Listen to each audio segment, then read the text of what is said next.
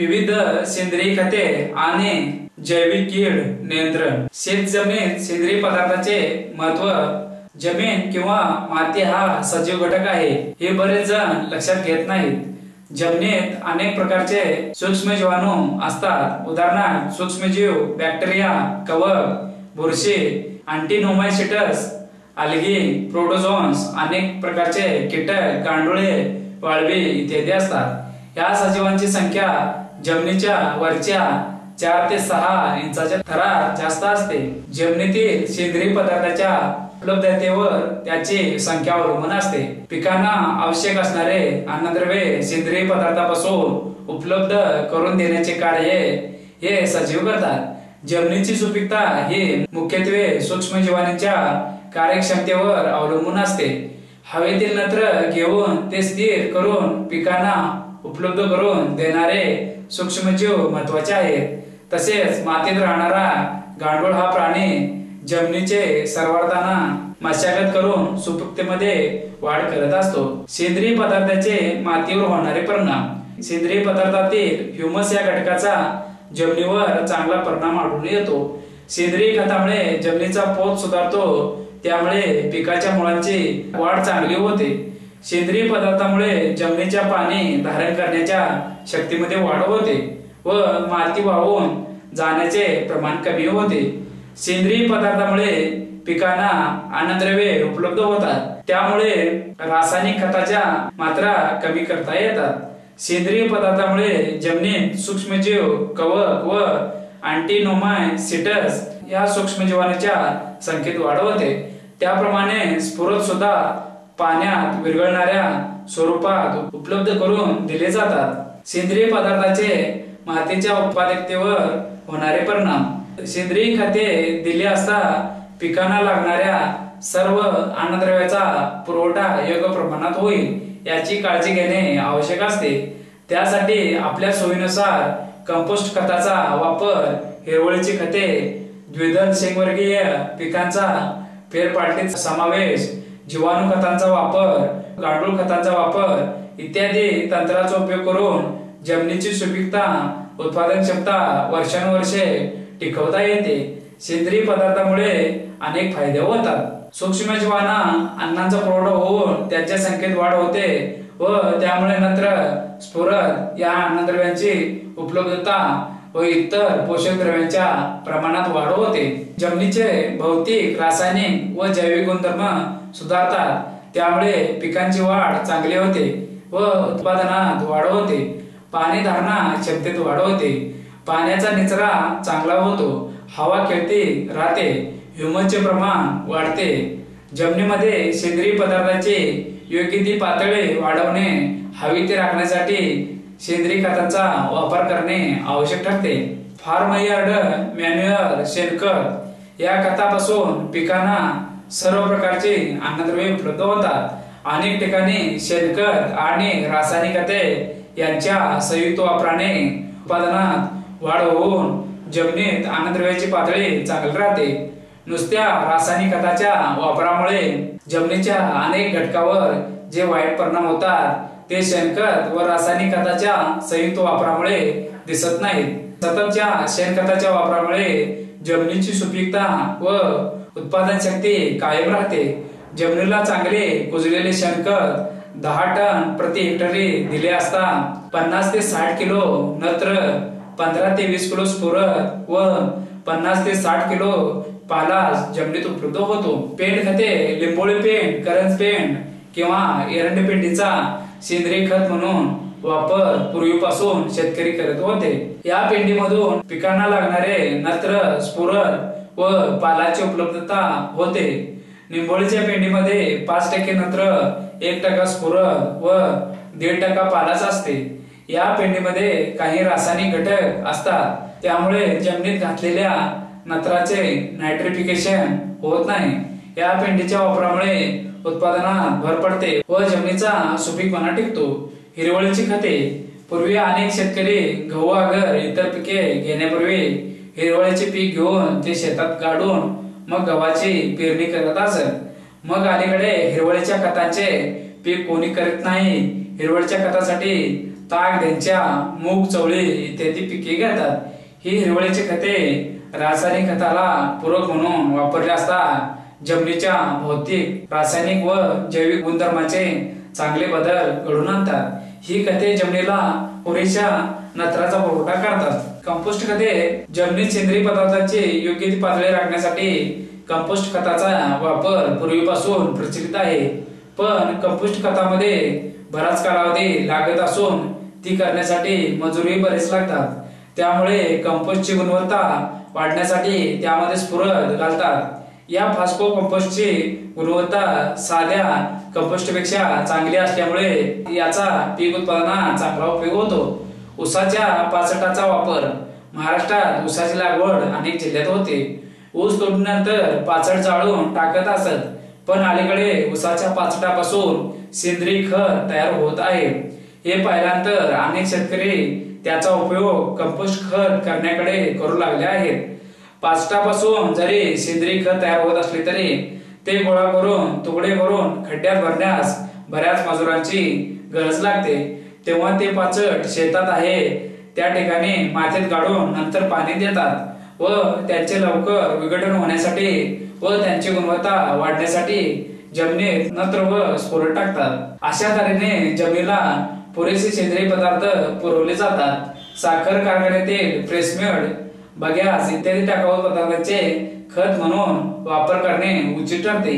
Press mud मध्ये नत्र, स्फुरद, पालाश व कॅल्शियम हे अन्नद्रव्य असून पिकाला त्याचा उपयोग होतो व त्यामुळे ऊसाच्या उत्पादनात वाढ होते. बायोगॅस स्लरी हे सुद्धा एक उत्तम सेंद्रिय खत आहे. त्यातील नत्राचा व स्फुरदाचा पिकाला उपयोग होतो. वर उल्लेख केलेल्या सेंद्रिय खताचा नियमित वापर करून सेंद्रिय व रासायनिक खते पिकांना दिली असता उत्पादनात वाढ होऊन जमिनीची उत्पादकता व सुपीकपणा टिकून राहतो. जमिनीत सेंद्रिय पदार्थांचे पुरेसे प्रमाण टिकून राहण्यासाठी खालील उपाय योजावेत. शक्य असेल तेव्हा हिरवळीच्या खताचा वापर करावा. त्यामुळे जमिनीतील सेंद्रिय पदार्थांची वाढ होऊन त्यामुळे जमिनीची भौतिक, रासायनिक व जैविक गुणधर्मावर चांगला परिणाम होईल. सेंद्रिय खते, शेणखत, कंपोस्ट ही खते रासायनिक खताबरोबर नियमित द्या. त्यामुळे जमिनीची पाणी धारण करण्याची क्षमता वाढते व पिकांना पाणी कमी लागते. सर्वसाधारणपणे बागायती पिकाकरता उदाहरणार्थ ऊस, बटाटा, भाजीपाल्याच्या पिकासाठी हेक्टरी 25 टन सेंद्रिय खत वापरा. मध्यम व कमी पावसाच्या प्रदेशात 10 टन ते 5 टन प्रति हेक्टरी बियाणे वापरावे. कमी पावसाच्या प्रदेशात 10 टन ते 5 टन प्रति हेक्टरी वापरावे. जिरायती शेतीला 2.5 टन हेक्टरी द्यावे. बरेच शेतकरी सेंद्रिय खत टाकताना शेतात छोटे छोटे ढीग करून महिना दीड महिना ठेवतात व मग जमिनीत मिसळतात. उन्हात किंवा पावसात हे खत शेतात पडून राहत असल्यामुळे त्यातील नत्र नाश पावतो. तेव्हा ही खते पेरणीपूर्वी 2 ते 3 आठवडे अगोदर जमिनीची मशागत करताना व जमिनीत पुरेशी आर्द्रता असताना घालावे. खते शेतात आणल्यावर लगेच कुळं मारून जमिनीत मिसळून द्यावेत. शेतातील सर्व टाकाऊ सेंद्रिय पदार्थ, ऊसाचे पाचट, गव्हाचे काड, गवत, पालापाचोळा यांच्यापासून सेंद्रिय खत तयार करून त्याचा वापर करावा. गांडूळ खताचा वापर करावा. पिकांचे फेरपालट करताना शेंगवर्गीय द्विदल पिकाचा उपयोग करावा. त्या पिकांचे सर्व अवशेष जमिनीत टाकून त्याचे विघटन होईल अशी काळजी घ्यावी. सेंद्रिय पदार्थ आणि सेंद्रिय खते यांची आवश्यकता. सेंद्रिय खते आणि सेंद्रिय पदार्थ ह्युमस यांचा आपल्या शेतातील वापर पुरातन काळापासून आहे. म्हणजे जवळजवळ 5000 वर्षाच्या इतिहासात या पदार्थाच्या वापराच्या नोंदी आढळतात. सेंद्रिय पदार्थाचा व खताच्या वापरासंबंधी काही नोंदी बायबलमध्ये आहेत. हिंदू धर्मग्रंथात तर वराहमिराह्यांनी या खतासंबंधी उहापोह केला आहे. इसवी सन पूर्व 234 ते 249 वर्षात काही शास्त्रज्ञांनी या सेंद्रिय पदार्थाचे कुजणे, सडणे, खनिजीकरण, त्यांचे राख, सॉल्टपेटर यासारख्या सेंद्रिय व नैसर्गिक खनिज द्रव्यांच्या वापरामुळे पिकांच्या वाढीवर परिणाम होतो असे मत व्यक्त केले आहे. त्यानंतर अनेक जर्मन, रशियन, इंग्रज, ग्रीक, रोमन शास्त्रज्ञांनी आपल्या संशोधनाद्वारे सेंद्रिय पदार्थामुळे तयार होणाऱ्या खतांचे महत्त्व व त्यांचा जमिनीवर होणारा परिणाम व पिकांना मिळणारा फायदा या संबंधी प्रथमदर्शनी निष्कर्ष काढले आहे। सेंद्रिय पदार्थ म्हणजे काय? पिकांच्या सूक्ष्म जीवाणू यांच्या जीव रासायनिक क्रिया थांबल्यावर उरणाऱ्या टाकाऊ पदार्थांना सेंद्रिय पदार्थ अथवा सेंद्रिय द्रव्ये म्हणता येईल। याचबरोबर प्राणी व मानवाची विष्ठा यांचा समावेश या पदार्थामध्ये करता येईल। तसेच शेतातील टाकाऊ काडी कचरा, पिकांचे अवशेष, भुसा, काड, दसकटे, पाचट, गोठ्यातील अवशेष, टाकाऊ भाजीपाला इत्यादींचा समावेश देखील सेंद्रिय पदार्थामध्ये करता येईल। हे सेंद्रिय पदार्थ अर्धवट व कमी प्रमाणात कुजलेले असतात, तर पिकांच्या पालापाचोळा कमी प्रमाणात कुजलेला असतो। त्यासाठी जमिनीत आर्द्रतेचे प्रमाण जास्त असल्यास त्यांची सडण्याची क्रिया जलद गतीने होते। सेंद्रिय घटक द्रव्ये ह्युमस म्हणजे काय? सेंद्रिय पदार्थाचे संपूर्ण विघटन होऊन त्याच्या परावर्तित स्वरूपाला आपण ह्युमस असे म्हणतो। शास्त्रज्ञांनी सेंद्रिय पदार्थांना जमिनीतील सूक्ष्म जीवाणूंना ऊर्जा पुरवणारे घटक म्हटले आहे। त्यामुळे सेंद्रिय पदार्थांचे जीव रासायनिक क्रियाद्वारे विघटन होऊन सेंद्रिय आम्ल तयार होते। जास्त आणभाराचे सेंद्रिय संयुक्त ज्याचे पुढील विघटन किचकट व अवघड असे पदार्थ तयार होतात। यामध्ये मुख्यत्वे ह्युमिक आम्ल आणि ह्युमिन व त्यांच्यासारखे गुणधर्म असलेले पदार्थ तयार होतात। ते रंगाने तपकिरी, गडद, काळेभोर प्रवाही द्रव्य मिळते। हेच पूर्ण विघटन झालेले ह्युमस सेंद्रिय खत प्रभावी कार्य करते। सेंद्रिय वर्गीकरण स्थूल सेंद्रिय खते पदार्थ या खतामध्ये प्रामुख्याने आपण शेणखत, कंपोस्ट खत, नागरी खत तसेच विष्ठेपासून तयार होणारे सोनखत, हिरवळीचे खत, गांडूळ खत, साखर कारखान्यातील प्रेसमड, कंपोस्ट खत आणि त्यापासून इतर सेंद्रिय द्रव्ये पुरवणाऱ्या पदार्थाचा समावेश या वर्गीकरणात होतो। ससेंद्रिय सेंद्रिय खत यामध्ये विशेष करून हाडे, पेंडीपासून खत, शिंगापासून व जनावरांच्या खतापासून तयार झालेले खत यांचा समावेश करता येईल। किरकोळ सेंद्रिय कचरा वनस्पती अर्थात पिके यांच्या विविध घटकापासून निरनिराळे भाग, घटक, शेतीतील काडी कचरा, पाचट, भुसा, पिकांचे काड, मुळे, जनावरांचे अर्धे कुजलेले अवयव आणि मलमूत्र यांचा समावेश या वर्गीकरणात मुख्यत्वे होतो। सेंद्रिय पदार्थांचा किंवा खताचा जमिनीच्या आरोग्यावर होणारा परिणाम। सर्वप्रथम आपण जीवभौतिक गुणधर्मावर होणाऱ्या परिणामाबद्दल बघू। सेंद्रिय पदार्थांचा जमिनीत पुरवठा केल्यास त्याचा परिणाम भौतिक गुणधर्मावर प्रभाव पाडण्यास मदत होते। काळीभोर भारी स्वरूपाच्या जमिनीची घनता कमी करते व जमिनीतील पोकळी वाढवून हवा अधिक खेळती ठेवते। त्यामुळे प्राणवायूंचे प्रमाण वाढते। त्यासोबत जलवाहकता शक्तीत सुधारणा होते। जमिनीची धूप थांबते। या सेंद्रिय खतामुळे सूक्ष्म मातीच्या कणांशी जवळीक निर्माण होऊन कण सेंद्रिय ह्यूम एकत्रीकरण तयार होते आणि सूक्ष्म कणांचा समूह तयार होतो व जमिनीची जडणघडण आणि रचना अनुकूल ठरवून जमिनीचा पोत सुधारतो। हवा खेळती राहते आणि रंध्रवाहिनीच्या वाढत्या संख्येमुळे माती पाणी यांचा समतोल साधला जातो। भेगा पाडणाऱ्या काळ्या जमिनीत सेंद्रिय खताचा वापर भेगा अरुंद व कमी करून आर्द्रतेचे प्रमाण वाढवण्याचे कार्य करते। प्रत्येक पिकास एका विशिष्ट प्रकारचे जीवभौतिक स्थिती लागते। जमिनीच्या खेळत्या हवेत येणारी पिके त्यांच्या जोमदार वाढीच्या दृष्टीने अधिक उत्पादन देण्याच्या दृष्टीने सेंद्रिय खताचा वापर अनिवार्य आहे।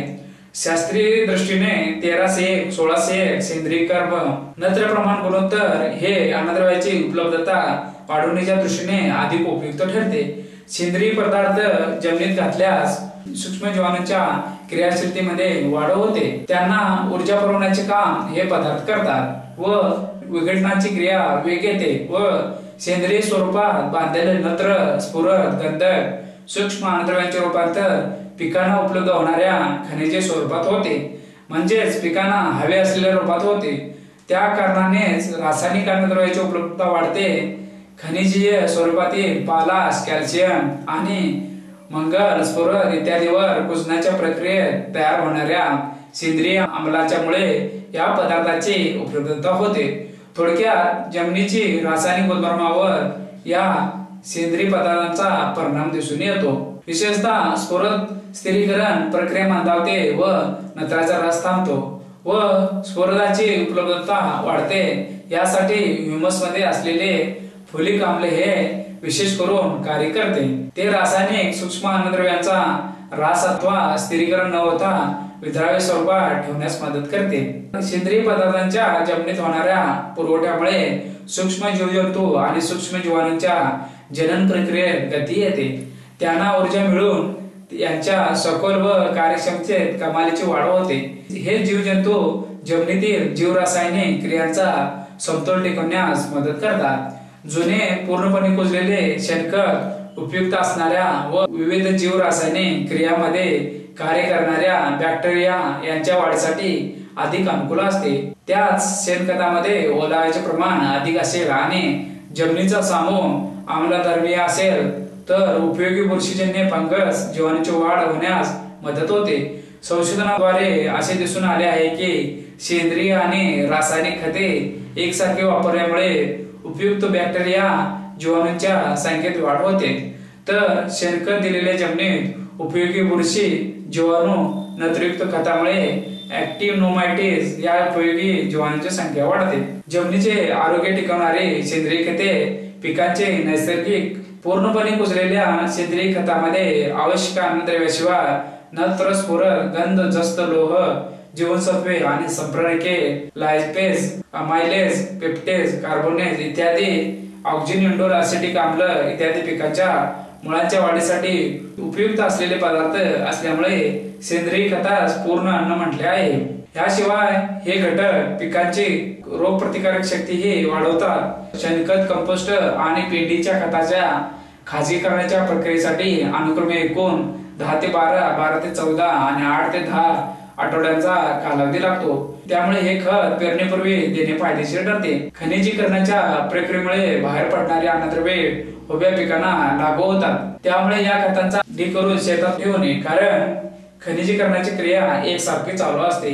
त्यामुळे हे ढीग शेतात समप्रमाणात पसरवून हलका नांगर त्यावर चालवावा। त्यामुळे खत आणि मातीच्या वरील थरात एकजीव मिश्रण तयार होईल।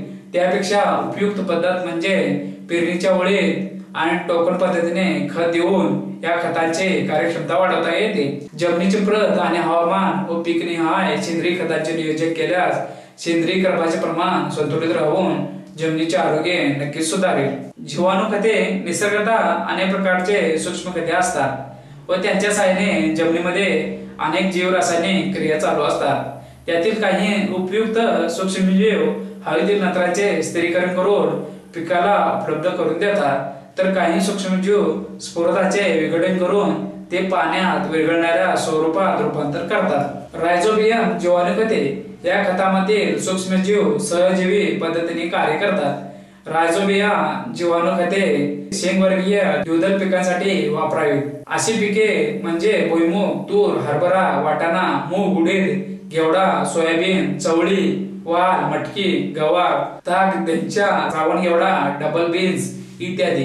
रायझोबियम सूक्ष्म जीवामुळे शेंगवर्गीय द्विदल पिकांच्या मुळावर गाठी येतात। हवेतील नत्रवायू रायझोबियम सूक्ष्मजीव घेऊन मुळावरच गाठीच्या साहाय्याने झाडांना नत्राचा पुरवठा करतात। त्यामुळे अशा पिकांना रासायनिक खत कमी लागते।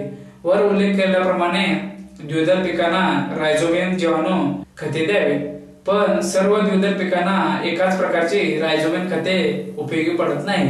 त्यामुळे कोणत्या द्विदल पिकाला कोणते रायझोबियम खत वापरायचे ते खाली दिले आहे। चवळी गट यामध्ये भुईमूग, तूर, मूग, चवळी, वाल, उडीद, मटकी, गवार, ताग, देंच्या या पिकांना चवळी गटाचे जीवाणू खत वापरावे। हरभरा गट हरभऱ्यासाठी या गटाचे खत वापरावे। घेवडा गट श्रावण घेवडा, डबल बीन्स इत्यादी पिकांसाठी घेवड्याच्या गटाचे खत वापरावे। वाटाणा गट वाटाणा व मसूर या पिकांना वाटाणा गटाचे खत वापरावे।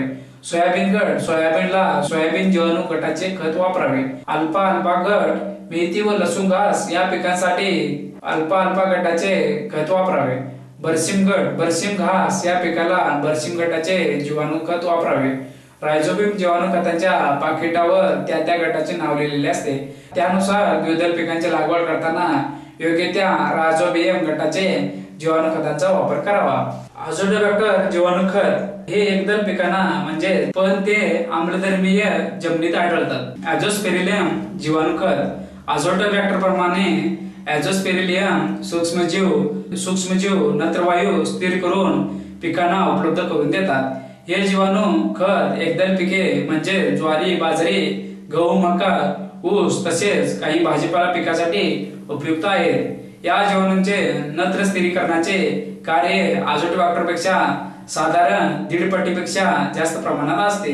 त्यामुळे सुमारे 15 ते 25% अधिक उत्पादन मिळू शकते।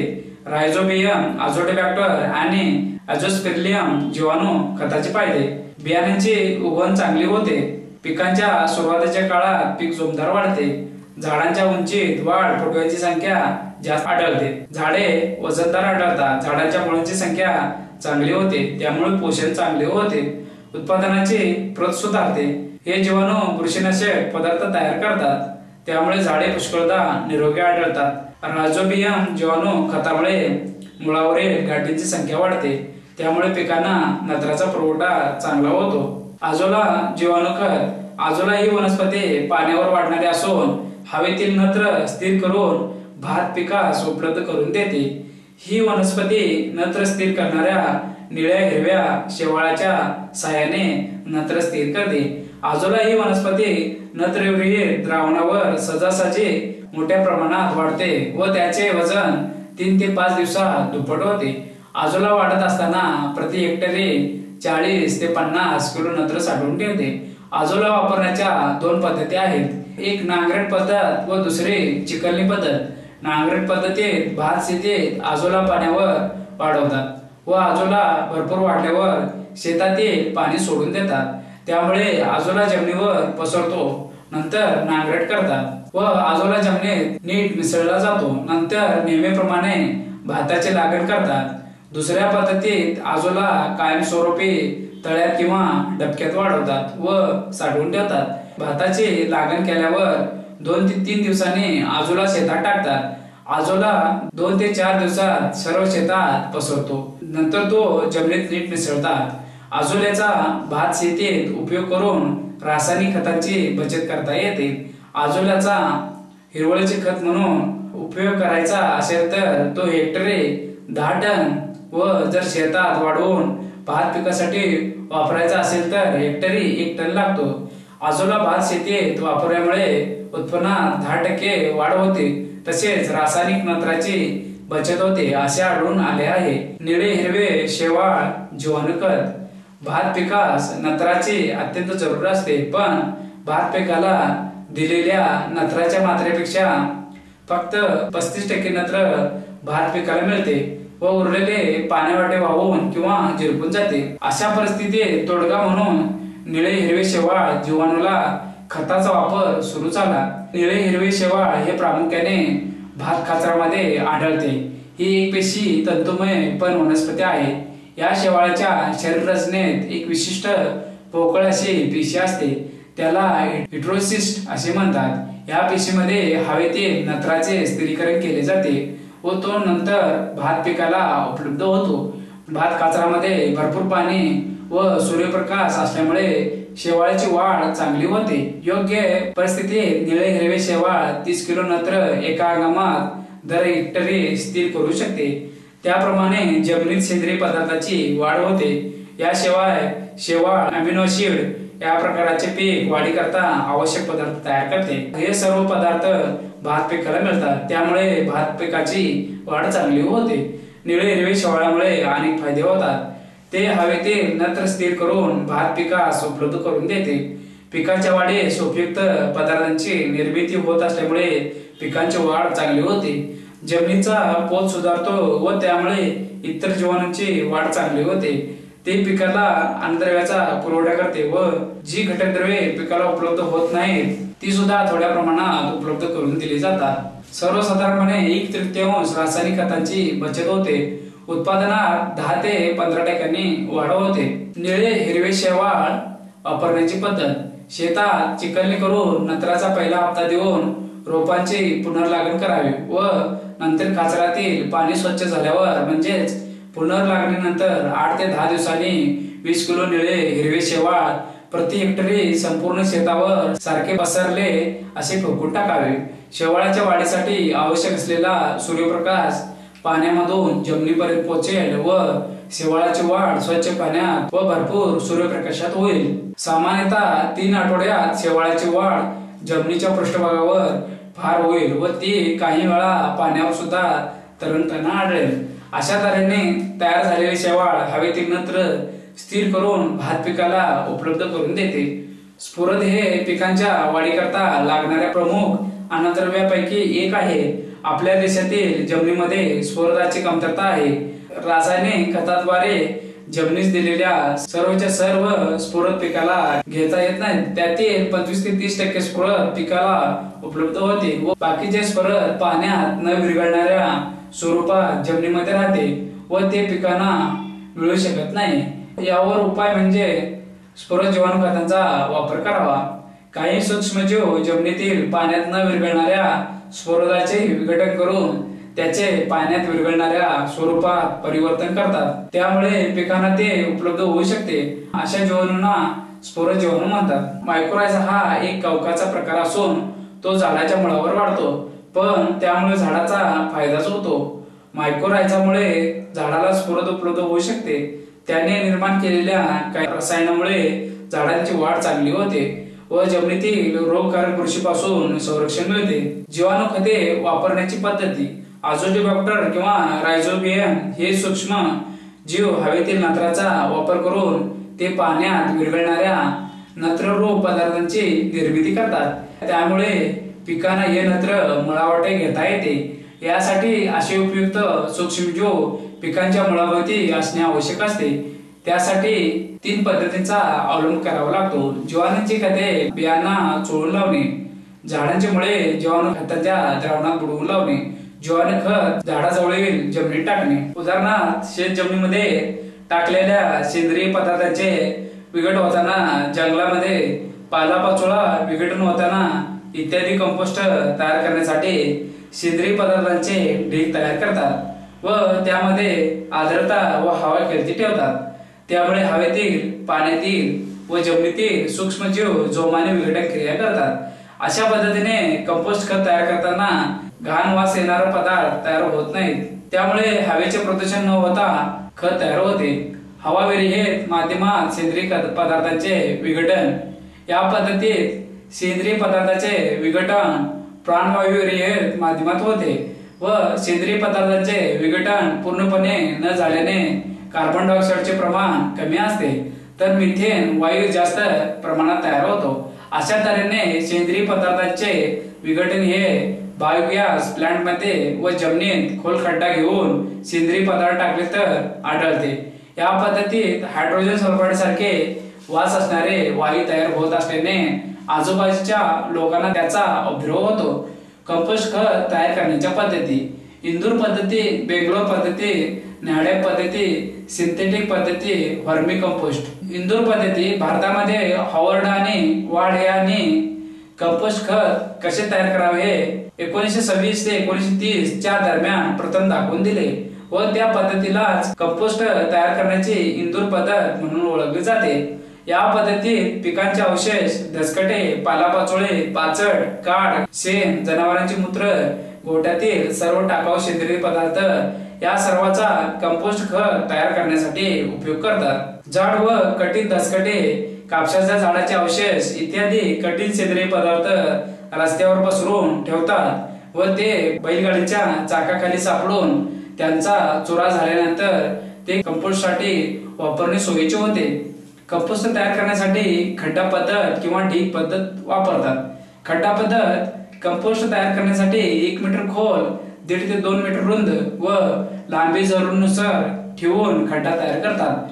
पावसापासून संरक्षण होण्यासाठी वर छपरासारखा आडोसा तयार करतात। नंतर सेंद्रिय पदार्थांचे 10 ते 15 सेंटीमीटर जाडीचे थर असतात व त्यावर शेणकाला, जनावरांचे मूत्र व थोडा जुन्या कंपोस्ट खताचा अवशेष टाकतात। जरुरीनुसार पुरेशी आर्द्रता राहण्यासाठी पाणी शिंपडतात। अशा पद्धतीने सर्व खड्डा एका आठवड्याच्या आत भरून घेतात। त्यानंतर 15 दिवसांनी खड्ड्यातील सर्व सेंद्रिय पदार्थ वर खाली करून जरुरीनुसार पाणी शिंपडून पुन्हा भरतात.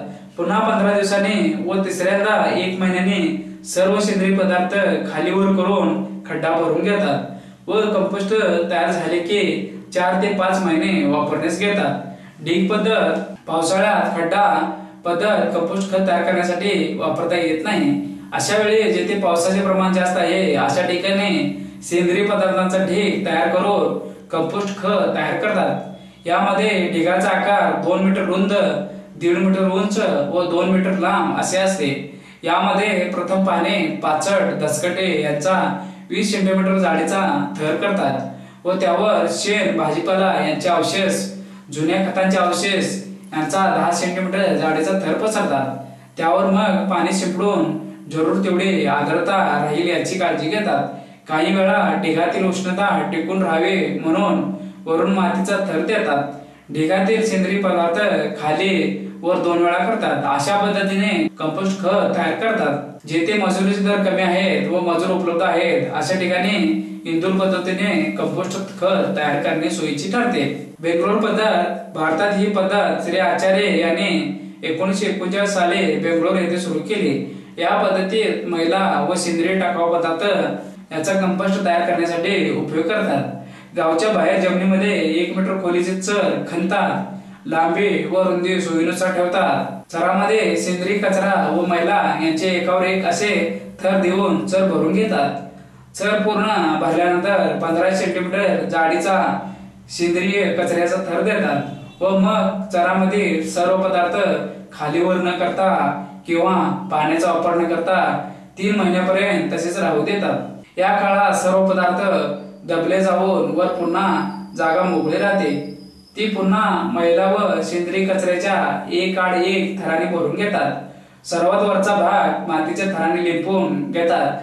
त्यामुळे आर्द्रता कमी होत नाही. तसेच माशांचा पण त्रास कमी होतो. 6 महिन्यात कंपोस्ट खत तयार होते. नॅडेप पद्धत नॅडेप कंपोस्ट खत तयार करण्यापूर्वी नॅडेप कंपोस्ट खत तयार करण्याची पद्धत श्री नादे देशपांडे यांनी पुसद, यवतमाळ येथे शोधून काढली. या पद्धतीत एक चौकोनी विटांचे टाके बांधून घ्यावे लागते. त्याच्या भिंती 9 इंच रुंद असतात व आतील मापे लांबी 10 फूट, रुंदी 6 फूट व उंची 3 फूट असते. विटांचे बांधकाम मातीत करतात व आधेमध्ये हवेसाठी मोकळी जागा सोडतात. टाकीच्या बांधकामाचा शेवटचा थर सिमेंटमध्ये बांधतात. तसेच तळ ही विटामध्ये बांधून घेतात. त्यानंतर सर्व भिंती शेण मातीने सारवून घेतात व वाळल्यानंतर खत तयार करण्यासाठी वापरतात. कंपोस्ट खत तयार करण्यासाठी लागणारे पदार्थ: सेंद्रिय पदार्थ 1400 किलो ते 1500 किलो. यामध्ये पिकांचे अवशेष, दसकटे, पालापाचोळा, पाचट, गवत काळ इत्यादी. शेण 10 मिली अंदाजे 100 किलो. शेतीतील माती 1700 किलो. पाणी 2000 लिटर. टाकी भरणे: कंपोस्टची टाकी 48 तासात पूर्ण भरावी लागते. सुरुवातीला तळ ओला करून घेतात. नंतर 100 किलो सेंद्रिय पदार्थांचा 15 सेंटीमीटर जाडीचा थर पसरला जातो. त्यावर 150 लिटर पाण्यात 4 किलो शेण मिसळून तयार केलेला शेणखत शिंपवून सेंद्रिय पदार्थ चांगले भिजू देतात. त्यावर 60 किलो बारीक मातीचा थर ओला करून पसरतात. याप्रमाणे थर भरून सर्व टाकी भरावी. टाकीच्या वर 45 सेंटीमीटर उंचीपर्यंत सर्व थर भरावेत. असे साधारणपणे 10 ते 11 थर तयार होतात. शेवटचा थर 7.5 सेंटीमीटर मातीच्या थरात लिंपून घ्यावा व सर्वात शेवटी शेणाच्या काल्याने लिंपावे. दुसरी भरती 15 ते 20 दिवसांनी टाकीतील थर दबून 20 ते 22 सेंटीमीटर खाली जातात. तेव्हा पुन्हा सेंद्रिय पदार्थ, शेणकाला व मातीचा थर देऊन भरून घ्यावे. पूर्वीप्रमाणे शेवटचा थर माती व शेणकाल्याने लिंपून घ्यावा. कंपोस्ट तयार होण्यास 4 ते 6 महिने लागतात. या काळात टाकीतील सर्व थर ओले ठेवण्यासाठी वरचेवर शेणकाला व पाणी शिंपवून घ्यावे.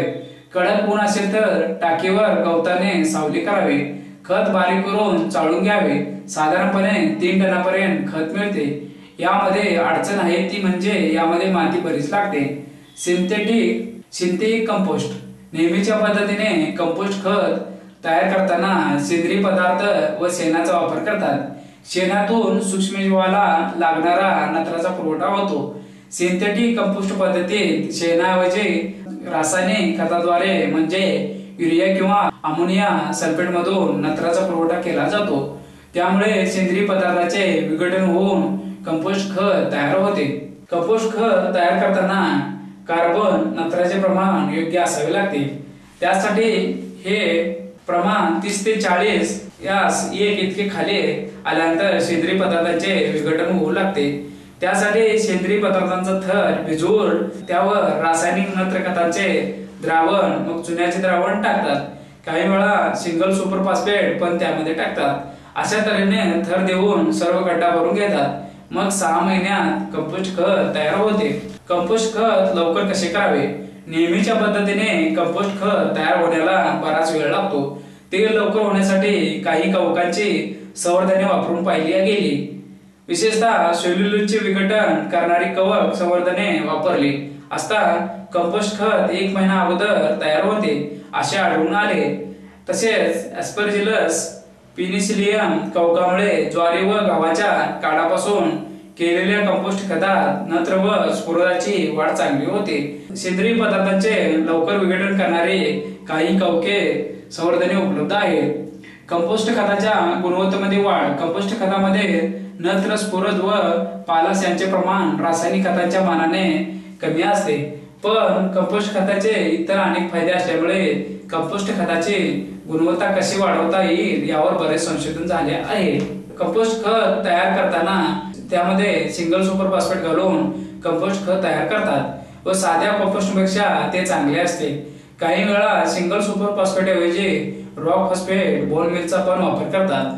बोन मिल मुळे नत्र व स्फुरद ही दोन्ही अन्नद्रव्ये उपलब्ध होतात. पोटॅश या द्रव्याच्या उपलब्धतेसाठी कंपोस्ट खतात ग्रॅनाइट पावडर टाकतात. जलपर्णीमध्ये पोटॅशचे प्रमाण बरेच असते. केळीच्या खोडात व सालीत सुद्धा पोटॅशचे प्रमाण जास्त असते. कंपोस्ट खतात त्याचा वापर केल्यास कंपोस्टची गुणवत्ता वाढते.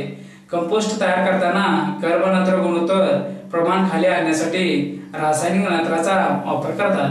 कंपोस्ट खताची गुणवत्ता वाढवण्यासाठी त्यामध्ये अझोटोबॅक्टर जीवाणू खत मिसळले तर हवेतील नत्रवायू स्थिर करून नत्राची उपलब्धता वाढते. त्यामुळे जीवाणू खत मिसळणे श्रेयस्कर ठरते. त्याचप्रमाणे स्फुरद विरघळणारे जीवाणू मिसळले असता स्फुरद जास्त प्रमाणात उपलब्ध होईल. शेतातील सेंद्रिय पदार्थ कंपोस्ट खतासाठी वापरताना घ्यायची काळजी. शेतीतील पिकांचे अवशेष, दसकटे, पाचट, काड इत्यादी सेंद्रिय पदार्थांचे शक्यतो बारीक तुकडे कंपोस्ट खतासाठी वापरावेत. ज्यावेळी ऊसाची पाचट, मक्याची झाडे, कापूस झाडाचे अवशेष, गव्हाचे काड असल्या पदार्थाचे कंपोस्ट तयार करायचे असेल तर त्यावेळी योग्य त्या प्रमाणात नत्राचे प्रमाण जास्त असलेले सेंद्रिय पदार्थ त्यात मिसळावेत व मग खड्ड्यात भरावेत. कंपोस्ट तयार करताना सेंद्रिय पदार्थ शेण यांचे प्रमाण योग्य राखून कर्बनत्र प्रमाण 30 इतके ठेवावे. आर्द्रतेचे योग्य ते प्रमाण ठेवावे. खत तयार झाले असता त्यात अझोटोबॅक्टर व स्फुरद जीवाणू खते मिसळावे. कंपोस्ट खतावर परिणाम करणारे घटक. सेंद्रिय पदार्थाचे विघटन ही सूक्ष्म जीवामुळे होत असलेली प्रक्रिया आहे. तेव्हा सूक्ष्म जीवांच्या वाढीवर जे घटक परिणाम करतात त्याचा परिणाम कंपोस्ट खतावरही होतो. बायोडायनॅमिक खते. हरित क्रांतीचे घोडदौड मोठ्या दिमागात चालू असताना रासायनिक घोडे जेव्हा निकामी साबित झाल्यावर शर्यत हरलेल्या परिस्थितीत जेव्हा जाणीव झाली त्यावेळी नवीन 2 आंतरराष्ट्रीय पद्धतींचा विचार करण्यात आला. या 2 पद्धती, एक बायोडायनॅमिक, दुसरी इफेक्टिव्ह मायक्रो ऑर्गॅनिक. बायोडायनॅमिक तत्व. बायोडायनॅमिक पद्धतीचे जनक ऑस्ट्रेलियन गृहस्थ रुडॉल्ड स्टायनर यांनी 80 वर्षापूर्वी सन 1924 च्या दरम्यान या पद्धतीची स्थापना केली. जर्मनीचे काही शेतकरी या काही कालावधीत शेतीच्या संदर्भातील समस्याबाबत एकत्र आले व त्यांनी स्टायनर यांच्याकडे समस्या निवारणाविषयी विनंती केली. त्या समस्यावर अध्ययन करतेवेळी या समस्येचे मूळ शोधताना त्यांच्या लक्षात आले की वनस्पतीचे पोषण प्रक्रियेसोबत जमिनीतील सूक्ष्म जीवजंतूची त्यांच्यापासून निर्माण होणारी ऊर्जा व त्यापासून निर्माण होणाऱ्या गतीचा विचार केला व या प्रक्रियेला जीवगती म्हणजे बायोडायनॅमिक पद्धतीचे नामकरण केले व त्या पद्धतीचे तत्व ठरवण्यात आले। जमिनीत सेंद्रिय कर्बाची वाढ करणे, त्यासाठी ह्युमसची आवश्यकता असते। ह्युमस कंपोस्ट खतात निर्माण करणे, जमीन सजीव आहे असे मानून जीवाणूंची वाढ करणे व उर्वरा शक्ती जागृत करणे। जमिनीत जैविक गतिविधी वाढवण्यासाठी केवळ जीवाश्म ह्युमस यांचीच आवश्यकता असते। ब्रह्मांडातून निर्माण होणाऱ्या विविध कार्यशक्ती जागृत करणे व त्याचा वापर करून घेणे, यामध्ये प्रामुख्याने पृथ्वीचे होणारे चलनमान, भरती आवटे, ग्रहांची स्थिती व त्यांच्या ऊर्जेचा विचार करणे। जैविक पदार्थाच्या कंपोस्ट करण्याच्या प्रणालीत मुख्य कार्यभाग जीवाणूंचा असतो। अशी जीवाणूंची प्रक्रिया निर्माण करण्याच्या अनेक पद्धती आहेत। त्या पद्धती जैविक पद्धतीत, बायोडायनॅमिक पद्धतीस जगाने व कृषी शास्त्राने मान्यता दिली। या पद्धतीचे वेगवेगळे पैलूंचा विचार केला गेला व त्या पैलूंना नंबर देण्यात आले। 507 नंबर देण्यात आले। त्यात वेगवेगळ्या वनस्पतीचे अवशेष वापरण्यात आले। यामधील 500 ते 501 हे जीवाणूची वाढ करणे, अन्नपुरवठा पुरवण्याचे काम करतात। यामध्ये पैलूंचा वेगवेगळ्या पद्धतीने खते बनवण्यासाठी वापर करता येतो। अशा बायोडायनॅमिक खतामुळे जमिनीत जैवगती वाढते व जमीन सुधारण्यास मदत होते। जमिनीत उत्पादन वाढवण्यासाठी पीक नियोजन चक्राचा विचार करणे, या नियोजन पद्धतीचा योग्य पद्धतीने वापर करताना कृषी पंचांगाचा वापर करणे, या उत्पादन पद्धतीने निर्माण होणाऱ्या पिकामध्ये रोग प्रतिकारक क्षमता वाढते व रासायनिक कीटकनाशकाऐवजी जैविक कीटकनाशकांचा वापर करता येतो।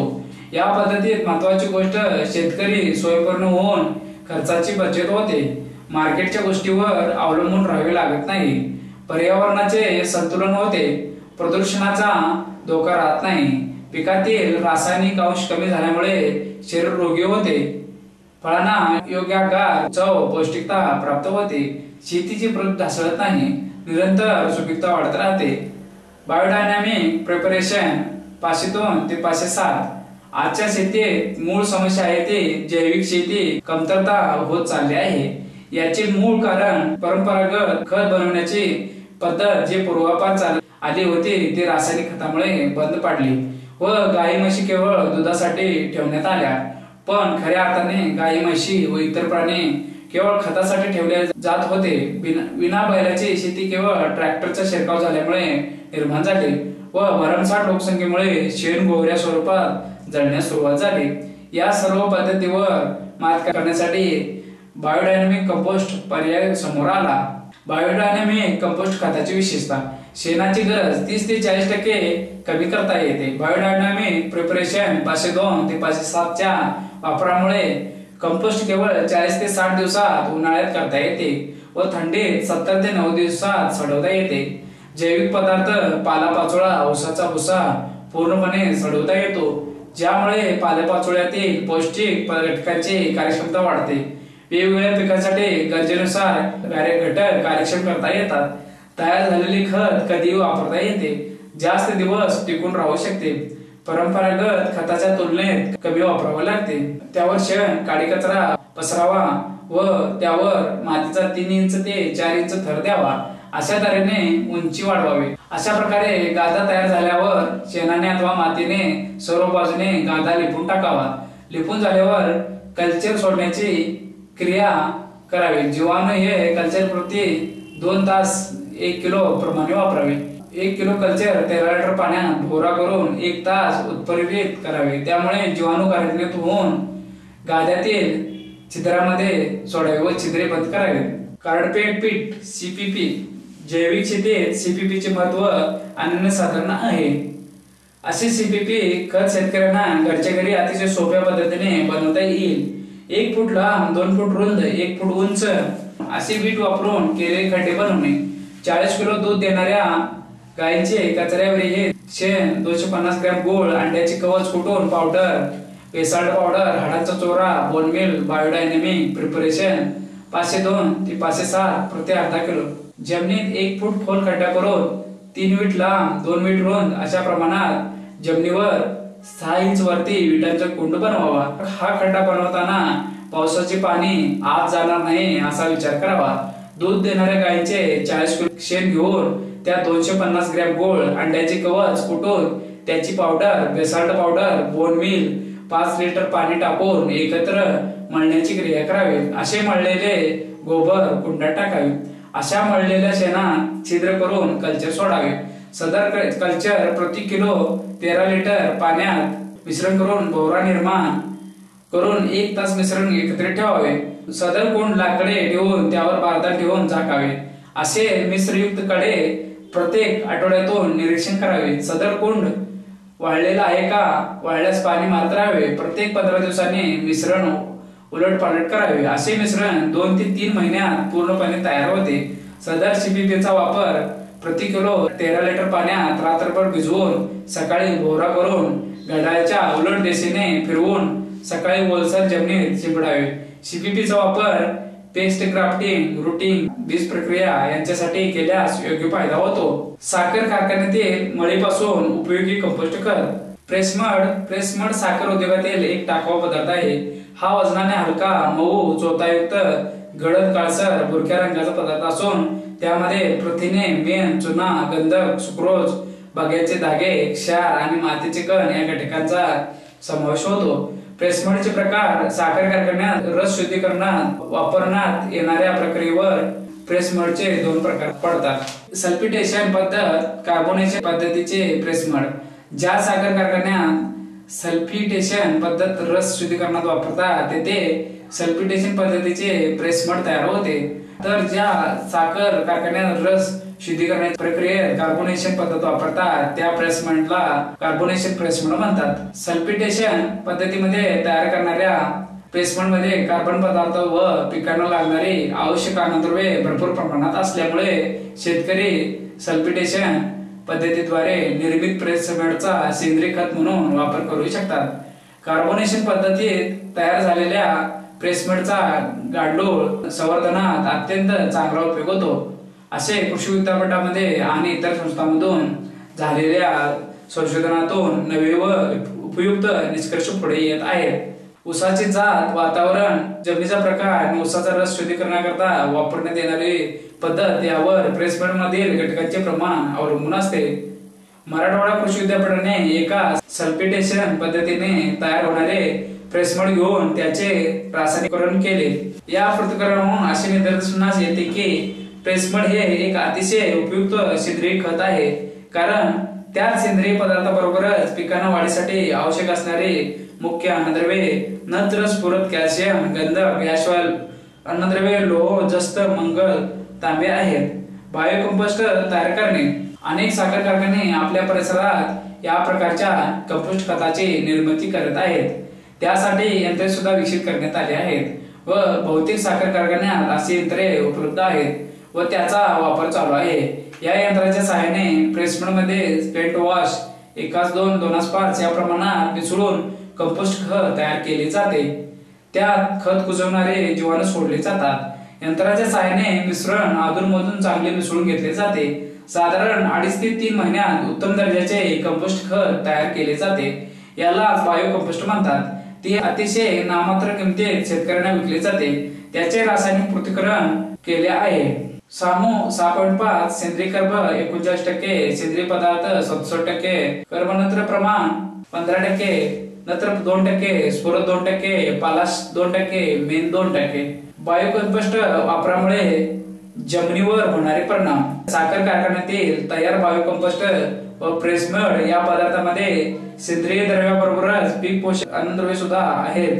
ती जमिनीमध्ये टाकल्यानंतर जमिनीच्या भौतिक, रासायनिक आणि जैविक गुणधर्मांमध्ये सुधारण्याबरोबरच अन्नद्रव्यांची उपलब्धता वाढवतात। जमीन सजीव राहते। प्रेसमडमुळे जमिनीची घनता कमी होऊन जलधारण क्षमता वाढते। त्याचबरोबर जमिनीची भौतिक गुणधर्मामध्ये सुधारणा होते। प्रेसमडमुळे जमिनीतील उपयोगी अशा सूक्ष्म जीवजंतू तसेच बॅक्टेरिया, बुरशीजन्य उपयोगी जीवाणूंना अन्न पुरवणारे पदार्थ मिळून त्यांच्या संख्येत लक्षणीय वाढ होऊन जमिनीची सुपीकता वाढते। प्रेसमड मध्ये सेंद्रिय पदार्थांचे प्रमाण अधिक असल्यामुळे या सेंद्रिय पदार्थांचे विघटन व कुजनीकरण होण्यासाठी जमिनीत भरपूर ओलावा असणे आवश्यक आहे। म्हणून प्रेसमडचा वापर करायचा झाल्यास तो पावसाळ्यात अथवा ज्या ठिकाणी पाणी पुरवठ्याची व्यवस्था आहे अशा ठिकाणी केल्यास त्याचा फायदा होतो। बायोकंपोस्ट वापरामुळे पिकावर होणारे दुष्परिणाम। बायो कंपोस्टर व प्रेसमडचा वापर करून पिकावर त्याचा काय परिणाम होतो व उत्पादनात त्याचा काय लाभ होतो यावर बरेच संशोधन झाले आहे। डॉक्टर पंजाबराव कृषी विद्यापीठ अकोला येथील संशोधनात हेक्टरी 7.50 टन प्रेसमड देऊन ऊस या पिकाचे स्फुरद अंकुरवायची गरज पुरवली जाऊ शकते असे दिसून आले। अशाच प्रकारच्या संशोधनात भारतीय कृषी संशोधन संस्था लखनौ उत्तर प्रदेश असे आढळून आले आहे की ऊसाच्या पिकास हेक्टरी 10 टन प्रेसमड देऊन 75 किलो नत्राची बचत करता येऊ शकते। मराठवाडा कृषी विद्यापीठ परभणी येथील संशोधनानुसार सल्फिटेशन पद्धतीमुळे तयार झालेल्या प्रेसमडचा वापर रासायनिक खतावर तुलनात्मकरित्या करून अशी शिफारस केली आहे की सूर्यफुलास पूर्णपणे शिफारस केलेल्या खतांची मात्रा देऊन जेवढे उत्पादन मिळते त्यापेक्षा जास्त उत्पादन हेक्टरी 10 टन प्रेसमड बरोबर खतांचे अर्धी मात्रा दिली असता मिळते, म्हणजेच रासायनिक खतांच्या खर्चात बचत होते। ऊसाच्या पाचटाचे उत्कृष्ट सेंद्रिय खत शेतकऱ्यांना वरदान। जमिनीवर मोकळ्या पडलेल्या पाचटाचा आणि बुरशीजन्य जीवाणूचा संबंध येत नाही, त्यामुळे पाचट शेतात तसेच ठेवले तर ते कुजत नाही। त्या जमिनीत दुसरे पीक घ्यायचे असते म्हणून पाचट शेतातून काढून टाकले पाहिजे। अशा ऊसाच्या पाचटाचा योग्य वापर कसा करावा यावर संशोधन केलेलं आहे। ऊसापासून मिळणाऱ्या पाचटाचा प्रामुख्याने 2 प्रकारे शेतीसाठी उपयोग करून घेता येतो। पहिल्या प्रकारामध्ये ऊसाच्या पाचटाचे लहान लहान तुकडे रो मशीनच्या सहाय्याने करून ते जमिनीत काढले असता उत्पन्नात वाढ झाल्याचे दिसून येते। यासाठी जास्तीत जास्त 6 टन एवढे पाचट जमिनीत पेरणीपूर्वी 1 महिना अगोदर नांगराच्या सहाय्याने काढावे आणि त्यानंतर ताबडतोब पाणी द्यावे। असे केले असता पाचटाची कुजण्याची क्रिया जलद होते। जमिनीत काढलेल्या पाचटामुळे होणारे फायदे: नत्र हवेत उडून वाया जात नाही। जमिनीमध्ये विघटनाची क्रिया होत असल्याने त्यामध्ये निर्माण होणारा कार्बन डायऑक्साइड आणि इतर अन्य घटक पिकांना उपलब्ध करून देण्यास सहाय्यक ठरतो। जमिनीचा पोत सुधारतो। जमिनीची ओल धरून ठेवण्याची क्षमता वाढते। वेळ, श्रम आणि खर्च वाचतो। पिकांच्या उत्पादनात वाढ होते। नंतर घेतलेल्या पिकांना त्याचा फायदा होतो।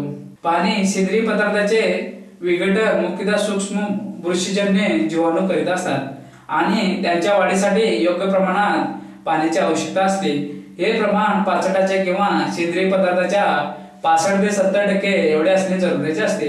पाण्याचे प्रमाण कमी अथवा जास्त झाल्यास जीवाणूंची वाढ चांगल्या प्रमाणात होत नाही, त्यामुळे विघटनाची क्रिया मंदावते। पाचटाचा आकार पाचट फारच लांब व रुंद असेल तर त्या विघटनाच्या क्रियेस जास्त वेळ लागतो, तेव्हा कंपोस्ट खड्डा भरण्यापूर्वी पाचटाचे लहान लहान तुकडे करावेत। कृषी अभियांत्रिकी विभाग, कृषी महाविद्यालय अमरावती यांनी तयार केलेले रोम नावाच्या यंत्राच्या सहाय्याने पाचटाचे 5 ते 10 मिलीमीटर इतके लहान लहान तुकडे करता येतात। त्यामुळे कंपोस्ट खड्डा भरणे सोयीचे होते व पाचट लवकर कुजते। कर्बनत्राचे प्रमाण: पाचटामध्ये कर्बाचे प्रमाण इतर प्रकारच्या खडापेक्षा खूप जास्त असते आणि त्या मानाने नत्राचे प्रमाण कमी असते, त्यामुळे पाचट कुजण्यास वेळ लागतो। साधारणपणे 130.1 एवढे असते। हे प्रमाण खाली आणण्यासाठी नत्र खताचा उपयोग करतात। 8 किलो युरियाचा प्रति टन वापर केला असता कर्बनत्राचे प्रमाण 60.1 इतके खाली येते। खत लवकर तयार होण्यास मदत होते, तसेच 10 किलो वापरल्यामुळे जीवाणूंची वाढ चांगली होते, त्यामुळे कुजण्याची क्रिया जलद होते आणि कंपोस्ट खताची प्रत सुधारते। जीवाणूंचा प्रसार: ट्रायकर सस्पायलिस, पेशियोलोकायसिस, ह्युजिफोरस, ट्रायकोडर्मा विरिडी, एस्पेरिलियस, अवमोरी हे बुरशीचे वाण प्रयोगांत अत्यंत प्रभावी दिसून आले आणि त्यांचा पाचट कुजवण्यासाठी चांगला उपयोग होतो। पाचटाच्या दर टनास 500 ग्रॅम वरील सूक्ष्म जीवाणू पाण्यात मिसळून कंपोस्ट खड्डा भरताना शिंपडावे। खड्ड्याचा आकार 1 मीटर खोल, 2 मीटर रुंद आणि लांबी जरुरी प्रमाण ठेवावे। खड्डा करताना 20 सेंटीमीटर जाडीचा बारीक पाचटाचा थर पसरून त्यावर शेणाचा पातळ थर द्यावा। अशा प्रकारे खड्डा भरावा आणि मातीच्या साहाय्याने झाकून टाकावा। पाचटाचा थर जमिनीवर जास्त वर येणार नाही याची काळजी घ्यावी। कंपोस्ट खताच्या खड्ड्यात सतत 50 ते 60% पर्यंत ओलावा असणे गरजेचे असल्याने दिवसातून 1-2 वेळा त्यावर पाणी मारावे। खड्ड्यातील पाचट 2 महिन्याने खालीवर करावे, त्यामुळे पाचटापासून 3 ते 4 महिन्यात उत्तम खत तयार होते. पाचोट्यापासून केलेले कंपोस्ट खत इतर सेंद्रिय खतापेक्षा कोणत्याही बाबतीत कमी दर्जाचे नाही. इतर खताच्या मानाने चांगले आहे असे दिसून आले आहे. ऊसाचे पाचट न जाळता वरील प्रमाणे उपयोग करून जमिनीची सुपीकता पोत सुधारून उत्पादकता वाढते. घरी करता येणारी कीटकनाशके रासायनिक कीटकनाशकांचा बाजारात शेतकरी मात्र पूर्णपणे गोंधळलेला आहे. बाजारात अनेक प्रकारची कीटकनाशके आली आहेत व त्यात नवीन कीटकनाशकांचीही भर वरचेवर पडत आहे. भडक जाहिराती, आक्रमक प्रचार व मुबलक उपलब्धता यामुळे रासायनिक कीटकनाशकांचा वापर मोठ्या प्रमाणात वाढला आहे. वेळेवर उपलब्धता आणि दुकानदाराकडून काही प्रमाणात उधारीवरही मिळत असल्याने शेतकरीही त्यांचा नको तेवढा वापर करतो. रासायनिक कीटकनाशकांचे दृश्य परिणाम तात्पुरत्या स्वरूपात लगेच दिसून येतात, पण त्यामुळे होणाऱ्या दूरवरच्या दुष्परिणामाकडे शेतकऱ्यांचे दुर्लक्ष होते. निंबार्क कडुनिंबाचा प्रत्येक भाग उपयोगीच आहे. धान्याला कीड लागू नये म्हणून धान्यात लिंबाचा पाला टाकण्याची प्रथा पूर्वापार चालत आलेली आहे. दात घासण्यासाठी लिंबाची काडी अजूनही काही भागात लोक आवर्जून वापरतात. या वृक्षात एवढे गुणधर्म आहेत की याला राष्ट्रीय वृक्ष म्हणून घोषित करून त्यांचे संगोपन व संवर्धन करायला हवे. लिंबाच्या आजच्या प्रत्येक भागात अझाडिरेक्टिन हा घटक असतो, परंतु बियामध्ये ते सर्वात जास्त असते. त्याच्या कडवटपणामुळे नीम तेलाला फवारलेले पीक किडी खात नाही. अझाडिरेक्टिन हा घटक आईच्या पोटात गेल्यास तिच्या वाढीमध्ये अडथळा निर्माण होतो. वाढ पूर्ण